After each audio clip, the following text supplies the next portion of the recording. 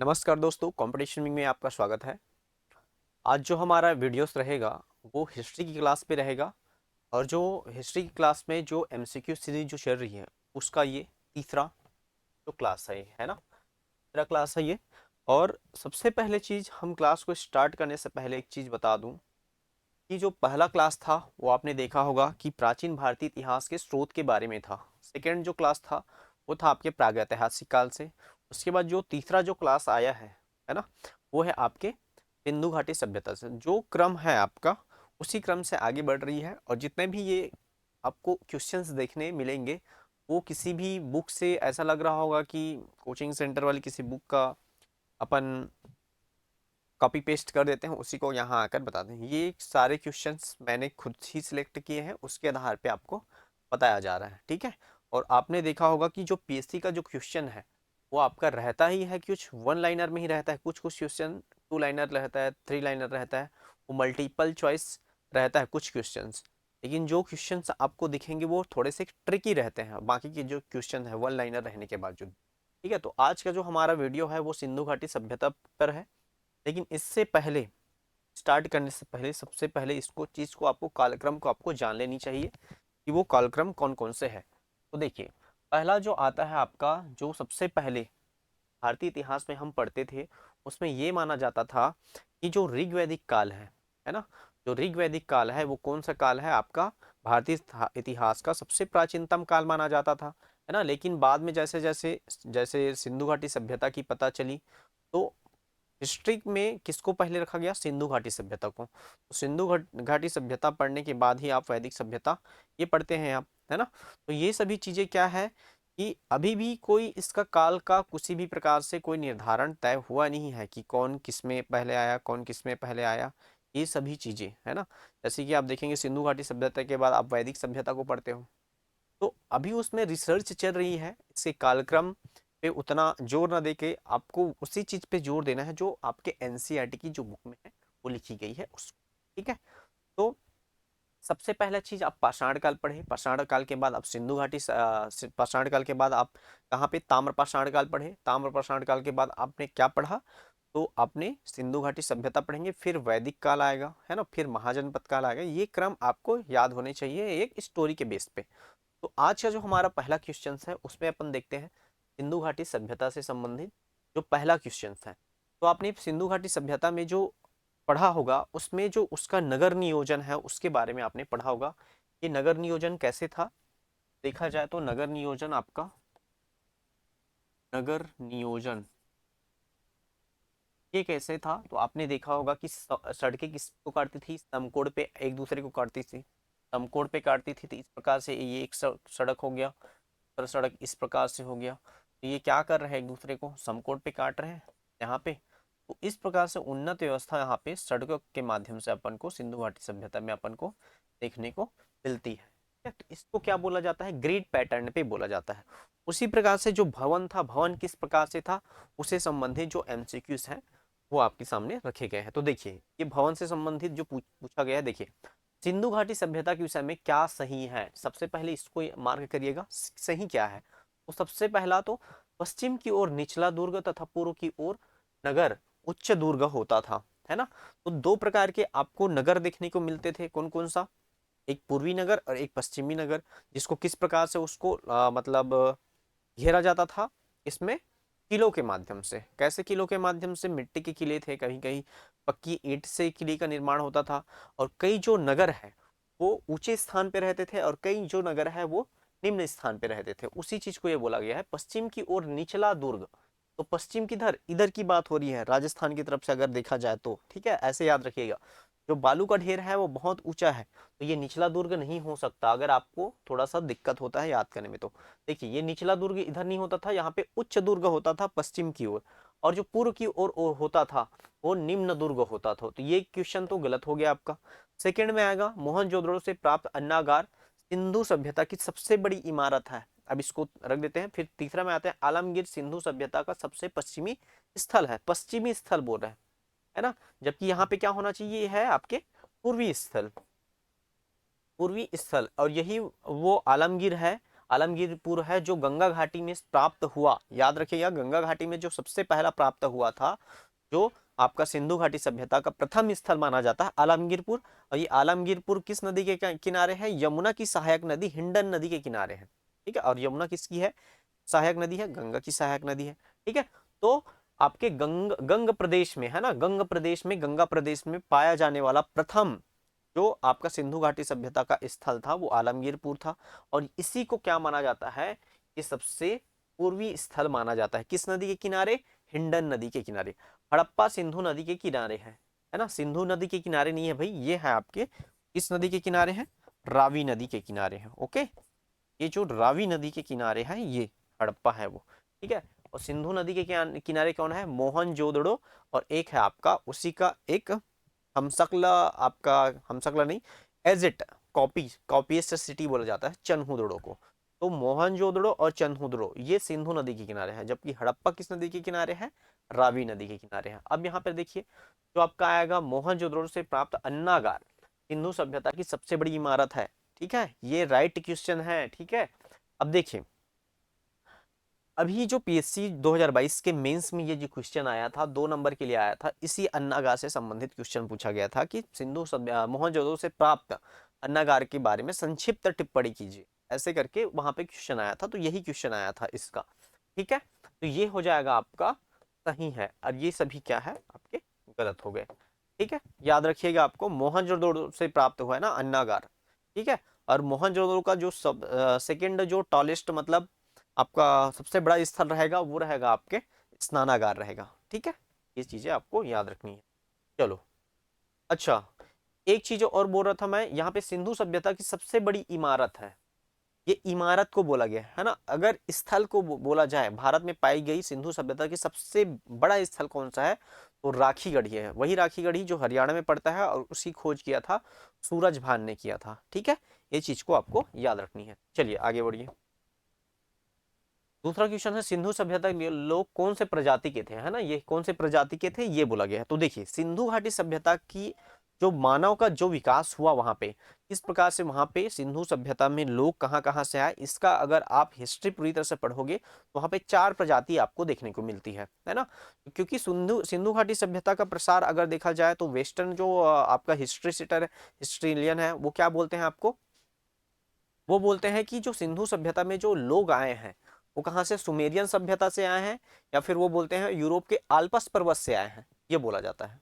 ठीक है, तो अनेक विद्वानों में ये मतभेद है, लेकिन यहाँ पे जो लोग रहते थे उनके बॉडी उनकी हड्डी से जो आपके कार्बन पद्धति के माध्यम से जो स्टडी किया गया, उसमें एक स्टडी सामने आई कि वहाँ जो सिंधु घाटी सभ्यता में जो लोग रहते थे वो 4 प्रजाति के लोग रहते थे, और उन्हीं प्रजातियों में, चारों प्रजाति में जो सबसे ज्यादा प्रजाति के लोग रहते थे वो भूमध्य सागरीय लोग रहते थे। देखिए इसमें आपको देख लीजिए, भूमध्य सागरीय रहते थे, बिल्कुल रहते थे, प्रोटोस्टेराइड रहते थे, और एक है आपका मंगोलाइड है, ये मंगोलाइड जो मंगोलिया चीन से संबंधित है ये वाला। भूमध्य सागरीय लोग कहाँ से आए थे? ये तो आपका भूमध्य सागर आपने पढ़ा होगा, है ना, यूरोप से वो वाला है। प्रोटो ऑस्ट्रेलाइड है ये वाला क्षेत्र। उसके बाद है आपका मंगोलाइड है, मंगोलाइड आपका चीन और जापान से संबंधित जो लोग रहते हैं, या फिर मंगोलिया से में जो अभी लोग रहते हैं वो इसी प्रजाति के हैं। तो ये सभी थे, लेकिन एक प्रजाति यहाँ पे मिस हो रहा है, उसी को देखना। निग्रो ये तो अफ्रीका से संबंधित है, ये भी अफ्रीका है, भूमध्य सागरीय यूरोप से संबंधित है। चीनी है, मंगोलाइड है, अंडमानीज है, अंडमानीज ये भी नहीं है। ठीक है, तो यहाँ पे नहीं पाया गया है, क्योंकि अंडमान तो आपके भारत के दक्षिण पूर्व दिशा में है, तो उधर अभी प्रसार नहीं होगा, वहां के लोग इधर नहीं आएंगे। अब संगम सभ्यता भी पढ़ोगे तो वहां पे क्या होगा? संगम सभ्यता के लोग सिंधु घाटी सभ्यता में बसे हैं ऐसे करके बोलते हैं, लेकिन कई विद्वान ये बोलते हैं कि सिंधु घाटी सभ्यता से उठकर संगम सभ्यता में आए हैं व्यक्ति, ये बोलते हैं। तो देखिए ये है आपका अल्पाइन, ये वही अल्पाइन है जो आपके कहाँ पे रहते हैं? आल्पस पर्वत के पास आसपास के क्षेत्रों में रहते हैं, उसको अल्पाइन बोला गया। ये मंगोलाइड है ना, मंगोलिया के आसपास के क्षेत्रों में। प्रोटो ऑस्ट्रेलाइड है, और ये है भूमध्य सागरी। तो ये जो क्वेश्चन है इसका आंसर होगा डी। 4 प्रजाति रहता था, कौन सा? अल्पाइन, मंगोलाइड, प्रोटो ऑस्ट्रेलाइड और भूमध्य सागरी। ठीक है, अब देखिए इसमें ना सिंधु घाटी सभ्यता और आपके संगम सभ्यता, इन दोनों के बारे में आपने कभी नहीं पढ़ा होगा, लेकिन ये क्वेश्चन आपके कहाँ पे आ चुका है? ये क्वेश्चन आपके आगे है भाई, कहाँ पे? ये आ गया है आपके यूपीएससी में, ये क्वेश्चन आपको देखने को मिला है। देखिए सिंधु घाटी सभ्यता, सिंधु और संगम सभ्यता, क्या डायरेक्ट लिखते हैं। देखिए, जब आप इंडिया का मैप उठाओगे, मान ले जाए ये इंडिया का मैप है,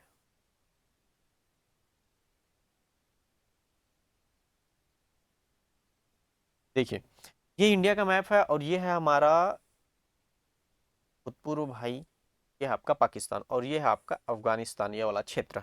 ठीक है, इसमें क्या होगा, देखिए सिंधु घाटी सभ्यता में जो लोग आए वो आपके भूमध्य सागर के क्षेत्र से इधर से आते हैं, यहाँ से वो लोग आए, इस प्रकार से वो लोग आए यहाँ पे इंडिया में।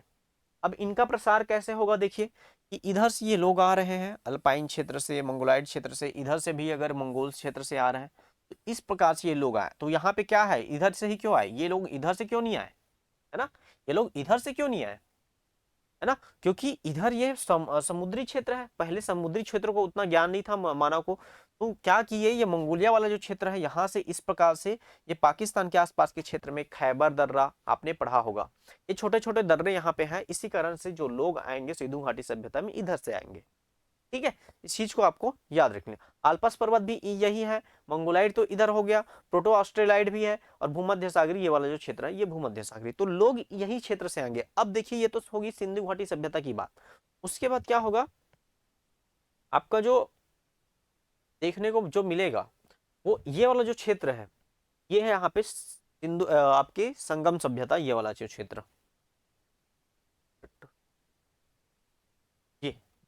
ये आपने पढ़ा होगा, ये वाला जो क्षेत्र है ये संगम सभ्यता था आपका, चोल चेल और पांड्य वंश वाला सभ्यता था। तो कई विद्वान ये मानते हैं कि जो संगम सभ्यता के लोग ही जाकर सिंधु घाटी सभ्यता में जाकर बसे। लेकिन एक विद्वान ये बोलता है, मतलब कई, एक विद्वान की बात नहीं हो रही, बहुत सारे विद्वान हैं जिसमें अलग अलग विद्वानों का अलग अलग परिदृष्टिकोण देखने को मिलता है वहां पे उन लोग का। और एक विद्वानों का जो ग्रुप है वो बोलता है कि सिंधु घाटी सभ्यता के लोग ही आगे चल के ये प्रसार किए और ये संगम सभ्यता में आए। ठीक है, तो इस प्रकार से यहाँ पे बातें होती है। ठीक है, तो ये चीजें आपको ध्यान में रखनी है कि क्या क्या चीजें हैं। ओके, चलिए आगे बढ़ते हैं। तो ये समझ में आ गया होगा। तो अमूमन ये बोला जाता है कि संगम सभ्यता के लोग ही कहाँ पे आए, आपके कहाँ पे, सिंधु घाटी सभ्यता में आए। ये अभी मान्य धारणा है। आप मणिकांत सर जो हिस्ट्री के सबसे बड़े विद्वान है ना, यूपीएससी की स्कॉलर है, वो भी इस माध्यम से इसके बारे में उसने बताया है। ठीक है, तो इसलिए बोलते हैं कि इस देश में जो सबसे प्राचीन लोग थे वो कौन थे, द्रविड़ थे बोलते हैं, है ना। अब ये वाद विवाद की बातें हैं, कभी नॉर्थ और साउथ वाली चर्चा चलती रहती है, तो इसके बारे में आपको याद रखनी है। चलिए आगे बढ़ते हैं। निम्न में से क्या सुमिलित नहीं है, एक है आपका स्थान, देखिए एक है स्थान और एक है आपका खोजकर्ता। तो राखी गढ़ी, भाई ये राखी गढ़ी क्या है, तो सबसे पहले तो इसे राखी गढ़ी के बारे में बता दूं कि ये भारत में पाया गया सबसे प्राचीनता सबसे बड़ा जो सिंधु घाटी सभ्यता की साइट है, मतलब सबसे बड़ा स्थल है सिंधु घाटी सभ्यता का, ये राखी गढ़ी। इससे पहले हम किसको मानते थे सबसे बड़ा, तो हम लोग मोहनजोदड़ो को मानते थे सबसे बड़ा स्थल मोहनजोदड़ो, लेकिन बाद में इसकी खोज की गई, है ना, राखी गढ़ी एक स्थान खोज कर आया, तो ये सबसे बड़ा स्थल माना गया। अभी भी अगर आपको पूछे कि भारत में पाया गया सिंधु घाटी सभ्यता का सबसे बड़ा स्थल कौन सा है, तो राखी गढ़ी है। आलमगीरपुर है, ये अभी मैंने बताया, ये गंग प्रदेश में पाया गया पहला सिंधु घाटी सभ्यता का स्थल है।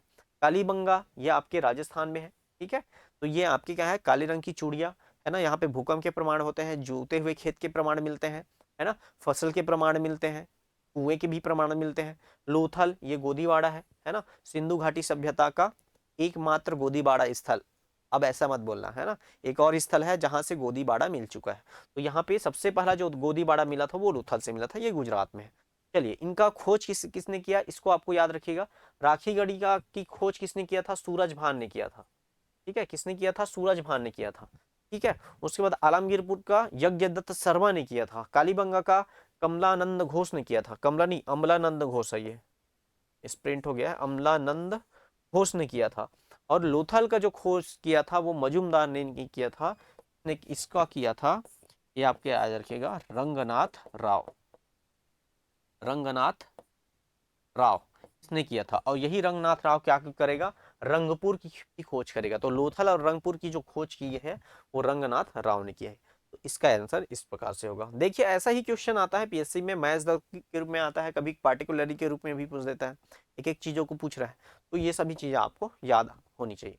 हड़प्पा एवं मोहनजोदड़ो को जुड़वा राजधानी किसने कहा था? अब देखिए किसने कहा था, तो इसका सामान्य सा आंसर है स्टुअर्ट पिगट। ये इसका है आंसर, स्टुअर्ट पिगट का नाम रखिएगा। इसी ने ही कहा था कि हड़प्पा और मोहनजोदड़ो क्या है कि सिंधु घाटी सभ्यता की जुड़वा राजधानी है। अब इसने इस प्रकार से इसका विवेचन क्यों किया कि इसने सिंधु घाटी सभ्यता की जुड़वा राजधानी इसको क्यों कहा? इसका मेन पर्पस क्या है कि अगर इसमें कौन कौन सी समानताएं थी, इसके आधार पर उसने इसको जुड़वा राजधानी बोला था। तो क्या क्या समानता थी? समानता की बात किया जाए तो पहला है नगर नियोजन, नगर नियोजन, नगर नियोजन ये भी इस प्रकार से था। दूसरा है आपका व्यापारिक स्थल, व्यापारिक स्थल ये था। और एक है आपका प्रशासनिक तंत्र,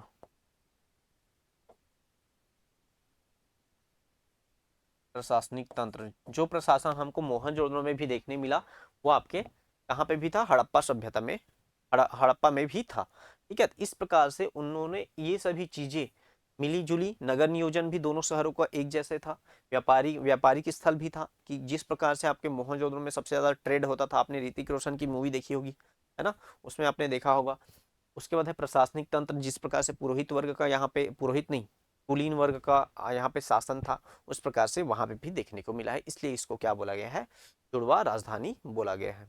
ठीक है, एक चीज और याद रखिएगा, मोहनजोदड़ो है और एक है चन्हुदड़ो, है ना, इसको भी एक राजधानी बोलते हैं, सांस्कृतिक राजधानी बोल देते हैं हड़प्पा सभ्यता का। चलिए आगे बढ़ते हैं। पांचवा क्वेश्चन है हड़प्पा स्थल का, यहाँ पे मिसप्रिंट हुआ है R37, याद रखिएगा R37 क्या है के बारे में बोल रहा है। ये R37 क्या है? तो R37 भांडागार है, अन्नागार है, कब्रिस्तान है या गोदीवाड़ा है? ये पूछा गया। हड़प्पा सभ्यता में R37 एक नाम है ना, पार्टिकुलरली पुरातत्वविदों ने वहां पे उसको नाम दिया है कि R37 के बारे में। ये मेंस में भी आ सकता है आपके R37 क्या है। तो क्या है ये? सबसे पहला चीज ये है आपके कब्रिस्तान, ये याद रखिएगा R37 क्या है। अगर बात किया जाए इसको ये करने का, तो अपन दिखा देते हैं R37 के बारे में।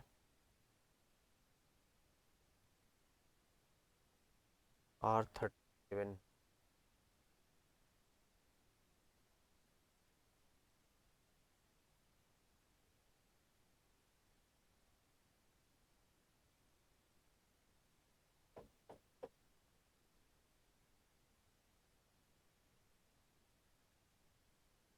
ये देखिए ये कब्रिस्तान है R37। ठीक है, आपको ये जो दिख रहा होगा ये पूरा R37, ये इसका कब्रिस्तान है। ये जो दिख रहा है आपको, भी साइट मिले हैं ये पूरे आपको R37 के रूप में देखने को मिलते हैं। ठीक है, ये सभी चीज़ें आप, कई चीज़ें आप नया नया चीज़ें देखते हैं तो उसमें आपको सर्च मार कर देखना चाहिए कि एक्चुअल में किस प्रकार से वहाँ पे जो शमशान था वो किस प्रकार से था। ठीक है, ये देखिए ये आपको दिख रहा होगा। इस प्रकार से ये लोग क्या करते थे, लोगों को इस प्रकार से दफनाते थे। ये देखिए का जो प्रचलन था पहले, उस प्रकार से यहाँ पे लोगों को दफनाते थे, ईंट विट के माध्यम से दफनाते थे। ठीक है, चलिए आगे बढ़ते हैं।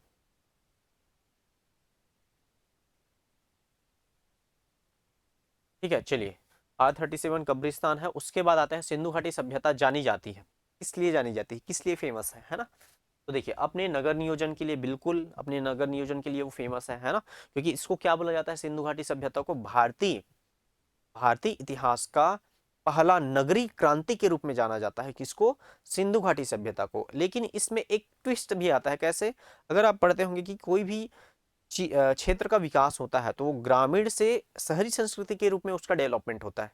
लेकिन यहाँ पे उल्टा हो रहा है। अभी सिंधु घाटी सभ्यता एक नगरीय सभ्यता है, वहीं आगे चल के आपके जो वैदिक काल है, क्योंकि सिंधु घाटी सभ्यता के बाद वैदिक काल आता है, तो वैदिक काल वहां पे जाकर ग्रामीण संस्कृति हो जाती है। तो ये विरोधाभास देखने को, टैक्टिक अपन को देखने को मिलता है कि ये सभी चीजें किस प्रकार से। लेकिन हिस्ट्री है, अभी भी उसका कुछ कहा नहीं जा सकता क्या हो जाए, अभी रिसर्च चल ही रही है इसके बारे में। चलिए, सिंधु घाटी सभ्यता अपने किस लिए जानती है? नगर नियोजन के लिए। ग्रिड पद्धति थी यहाँ पे, सड़कें चौड़ी होती थी, बहुत ज्यादा चौड़ी होती थी, 10 मीटर तक का सड़क देखा गया है यहाँ पे, है ना। सड़कें समकोण पर काटती थी, और जो भवन थे वो 1 मंजिला 2 मंजिला भी होते थे, आंगन बड़े बड़े होते थे, उच्च नगर और निम्न नगर होता था। तो ये सभी क्या है? इसके नगर नियोजन है। और नगर क्या है? आपके किलों से सुरक्षित रहता था, ताकि कोई जंगली जानवर कहीं पे अटैक न कर दे।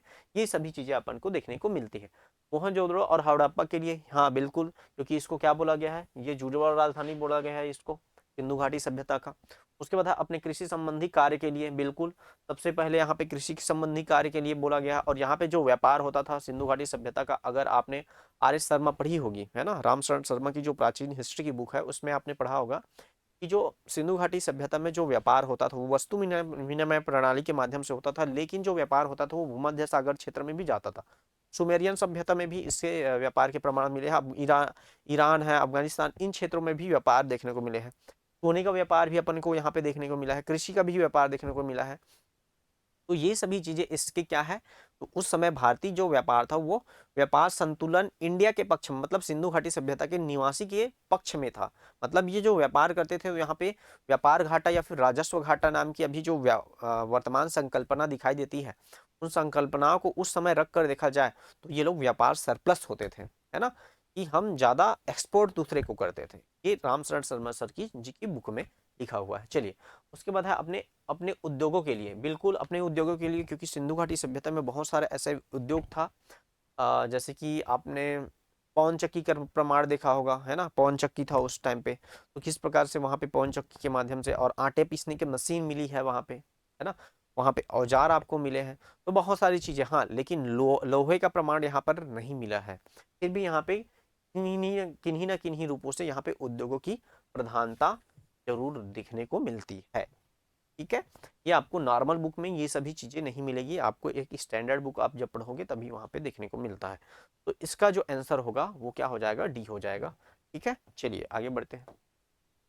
निम्नलिखित कथनों पर विचार कीजिए, अब नीचे दिए गए घटन से सही उत्तर चुनिए बोल रहा है। चलिए, मोहनजोदड़ो, हड़प्पा, रोपड़ और कालीबंगा सिंधु घाटी सभ्यता के प्रमुख स्थल है। बिल्कुल, हड़प्पा के लोगों ने सड़कों तथा नालियों के जाल के नियोजित शहरों का विकास किया। देखिए, हड़प्पा के लोगों ने सड़कों तथा नालियों के जाल के साथ नियोजित शहरों का विकास किया। अब इसमें क्या है?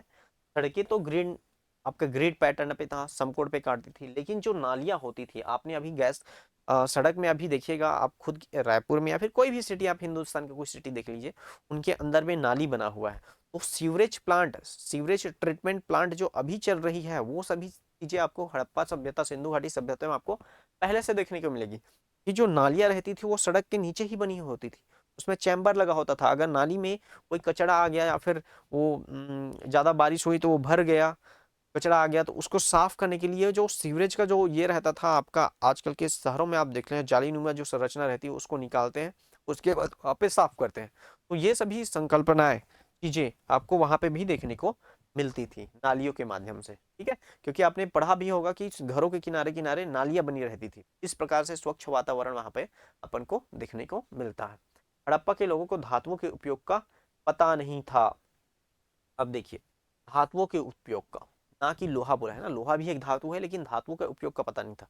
कैसे पता नहीं था भाई? नर्तकी की कांसे की मूर्ति आपने पढ़ा है, ठीक है, नर्तकी की कांसे की मूर्ति, योगी की मूर्ति, ये सब भी आपने पढ़ा है। और आपने मुहर जो बनते थे वो कहीं ना कहीं भी धातु से बने हुए मिलते थे, सेल खड़ी से ज्यादा बने हुए अपन को दिखाई देते हैं अगर उसमें हिस्ट्री में देखा जाए। लेकिन वहां पे नर्तकी की मूर्ति भी तो थी, योगी की मूर्ति भी तो थी, है ना। और रथ का जो रथ गाड़ी, इक्के गाड़ी का भी यहाँ पे प्रमाण तो मिला है, लेकिन यहाँ पे धातु का उपयोग का पता नहीं था, तो ये तो गलत हो गया कि धातुओं का उपयोग का पता था, हाँ, लेकिन लोहा का पता नहीं था। लोहा का पता कब होगा? उत्तर वैदिक काल में जाकर होगा। आपने वहां पे प्रथम लौह क्रांति आपने पढ़ी होगी। ठीक है, तो इसमें क्या है? सही उत्तर चुनिए। सही उत्तर में 1 और 2 क्या है आपके? सही है। चलिए आगे बढ़ते हैं। सूची 1 सूची 2 के साथ सुमेलित कीजिए और नीचे दिए गए कोड का सही प्रयोग कर उत्तर चुनिए। अब देखिए, जो जो स्थल है उससे कौन कौन सी चीजें मिली है इसके बारे में पूछा गया है। तो देखिए, लोथल कहाँ है आपके? गुजरात में है, भोगवा नदी के किनारे। तो यहाँ से क्या हुआ है? तो गोदीबाड़ा मिला है, ये हो गया आपका गोदीबाड़ा। ठीक है, यहाँ पे पत्तन शहर बोलते थे लोथल को। एकमात्र ऐसा स्थल है लोथल सिंधु घाटी सभ्यता में जहाँ पे इसकी जो दरवाजे हैं वो मेन रोड की तरफ खुलती थी, क्योंकि व्यापारिक स्थल था और किसी भी सामान को जल्दी से भरने के लिए आपको सड़क की तरफ ही आपको क्या है, दरवाजा चाहिए, है ना। तो जल्दी से वो अपने सामान को घर से उतारे और वहां पे किसी भी चीज में आपको रखे, उसके बाद उसे व्यापार के लिए समुद्र के माध्यम से बाहर भेजे। इस प्रकार से वहां पे व्यवस्था की गई थी, ठीक है। चलिए, ये गोदीबाड़ा हो गया। कालीबंगा, बंगन बंगल बंगन का सिंधु भाषा में बंगन का अर्थ होता है चूड़ी, तो काले रंग की चूड़िया होता है। लेकिन यहाँ जो मिला है वो किसका मिला है, तो ये हुआ है आपके जूते हुए खेत का प्रमाण मिला है। कहाँ से, यहाँ से। धौलावीरा के बारे में बात किया जाए, धौलावीरा में क्या मिला है, हड़प्पाई लिपि मिला है ना। 10 चिन्ह यहाँ से मिले हैं। हड़प्पा लिपि के बड़े आकार के 10 चिन्हों की वाली की एक शिलालेख मिला है। कहाँ से, धौलावीरा से। अब बनवाली से क्या मिला है, बनवाली तो हरियाणा में है, पक्की मिट्टी की बनी हुई हल्की प्रतिकृति आपको देखने को मिलती है। तो इस प्रकार से इसका आंसर हो गया, ठीक है। ओके, धौलावीरा वही एक स्थल है जहां से उन्नत जल प्रबंधन के प्राप्ति अपन को देखने को मिलती है। चलिए आगे बढ़ते हैं। सिंधु घाटी सभ्यता के संदर्भ में निम्नलिखित कथनों पर विचार कीजिए। यह प्रमुखता लौकिक सभ्यता थी तथा उसमें धार्मिक तत्व यद्यपि उपस्थित था, वर्चस्वशाली नहीं था। ठीक है, अब देखिए, लौकिक सभ्यता और अलौकिक सभ्यता। लौकिक सभ्यता मतलब जो वर्तमान में अपन को जो लोक में है, मतलब प्रकृति से संबंधित जो पूजा याचना की जाती है उस प्रकार से। जैसे कि आपने देखा होगा कि सिंधु घाटी सभ्यता में आपने एक उर्वरता की देवी की पूजा करने का प्रमाण देखा होगा कि एक स्त्री है, उसकी नाभि से क्या है आपके एक पौधे पौधे उग रहा है, इस प्रकार से आपने वो पढ़ा होगा। तो कहीं ना कहीं वो प्रकृतिवादी थे, इसी को बोला गया है लौकिक सभ्यता तो थी तथा उसमें धार्मिक तत्व यद्यपि उपस्थित था, वर्चस्वशाली नहीं था। तो सबसे पहले सिंधु घाटी सभ्यता में ही शिव भगवान की पूजा करने के प्रमाण मिले हैं, है ना। नंदी के प्रमाण मिले हैं। तो ठीक है, वहां पे था, लेकिन वर्चस्वशाली तो नहीं था ना कि उसी चीज को पढ़े, मतलब उसी चीज का ही पूजा याचना करे, ये तो नहीं था ना। तो ठीक है, ये कथन सही है। उस काल में भारत में कपास के वस्त्र बनाए जाते थे, बिल्कुल।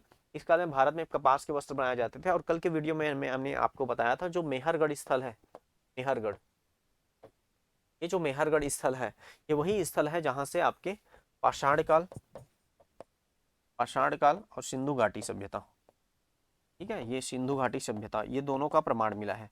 और वही ये स्थल है मेहरगढ़ जहां से कृषि के सबसे प्राचीनतम प्रमाण मिला है। और कृषि में किसकी खेती की जाती थी, तो किसका प्राचीनतम प्रमाण मिला है, तो कपास का, है ना। ये आपको याद रखना है, कपास का ये प्रमाण यहाँ से मिला है मेहरगढ़ से। तो ये दोनों कथन सही है, 1 और 2। चलिए आगे बढ़ते हैं। अच्छा, ये मेहरगढ़ के बारे में थोड़ी सी और बात की जाए, ये कितने हजार वर्ष पुराना है, 7000 BC ये पुराना है। तो सिंधु घाटी सभ्यता का सबसे प्राचीनतम आपका कार्बन डेटिंग विधि के माध्यम से जो ज्ञात किया गया है वो स्थल है आपका मेहरगढ़। चलिए आगे बढ़ते हैं। निम्नलिखित में से कौन सा लक्षण सिंधु घाटी सभ्यता के लोगों का चरित्र चित्रण करता है, ठीक है। उनके विशाल महल और मंदिर होते थे। अब देखिए, महल तो होते थे, है ना, मतलब घर महल के ही समान था। लेकिन जो यहाँ पे एक वर्ड बोला गया है, ये मंदिर होते थे, ये नागवार गुजर रहा है, ठीक है। मंदिर, जो अपन को मंदिर का जो प्रमाण मिला है वो सुमेरियन सभ्यता में मिला है, ठीक है। सिंधु घाटी सभ्यता के लोग किसी भी प्रकार से मंदिर के प्रमाण नहीं मिले हैं यहाँ, फिर मतलब धार्मिक जो पूजा पद्धति थी उस प्रकार से यहाँ पे वर्चस्व नहीं देखने को मिलता अपन को, ठीक है। मंदिर नामक कोई संरचना यहाँ पे दिखाई नहीं। इसलिए बोलते हैं ना कि जो पाश्चात्य जो स्टेटर है वो क्या बोलते हैं कि सिंधु घाटी सभ्यता के लोग जो है वो सुमेरियन सभ्यता से आए हुए हैं या फिर यूरोप से आए हुए हैं। तो यही पे खंडन किया जाता है कि भाई अगर वहां से आया रहता तो यहाँ मंदिर के तो प्रमाण मिलने ही चाहिए, क्योंकि सुमेरियन सभ्यता में भी मंदिर के प्रमाण मिले, यहाँ पे भी तो मिलना चाहिए।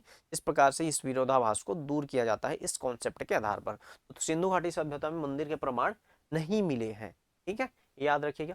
वे देवियों और देवताओं दोनों का पूजा करते थे, बिल्कुल, देवियों और देवताओं दोनों का पूजा करते थे, क्योंकि उर्वरता की देवी थी उसका भी पूजा होता था। और जो रुद्र था या फिर नंदी की जो प्रतिमा अपन को मिली है, योगी की भी प्रतिमा मिली है, वो भी तो देवता तुल्य थी था, कभी पूजा करता था। ये युद्ध में घोड़ों द्वारा खींचे गए रथों का प्रयोग करते, देखिए घोड़ों का प्रयोग तो मिला है, घोड़ों का प्रमाण मिला है आपके सूर कोतड़ा से, ठीक है, सूर कोतड़ा से मिला है। लेकिन उनके द्वारा खींचे गए रथों का प्रयोग करते थे ये किसी भी प्रकार से नहीं। ये जो खींचे गए रथों का प्रयोग आपको देखने को मिलेगा कहाँ से, आपको वैदिक सभ्यता से मिलेगा। जैसे कि महाभारत आप पढ़ोगे, है ना, तो कृष्ण और महाभारत का जो युद्ध हुआ था, ठीक है, उसमें रथों का प्रमाण मिला है, रथ से खींचते थे, आपने खुद देखा होगा, सीरियल देखते होंगे तो वहां पे, ठीक है। तो ये सभी चीजें आपको यहाँ से दिखाई नहीं देती, मंदिर नहीं दिखाई देता, घोड़े का प्रमाण है लेकिन रथों का प्रयोग होता था, ये बिल्कुल गलत चीज है। तो इसका आंसर जो होगा वो होगा। ठीक है, बताइएगा कमेंट सेक्शन में आपको ये वीडियो कैसा लगा। वीडियो अगर अच्छा लगा हो तो लाइक शेयर एंड सब्सक्राइब करिए। कल के लिए मिलते हैं, चलिए।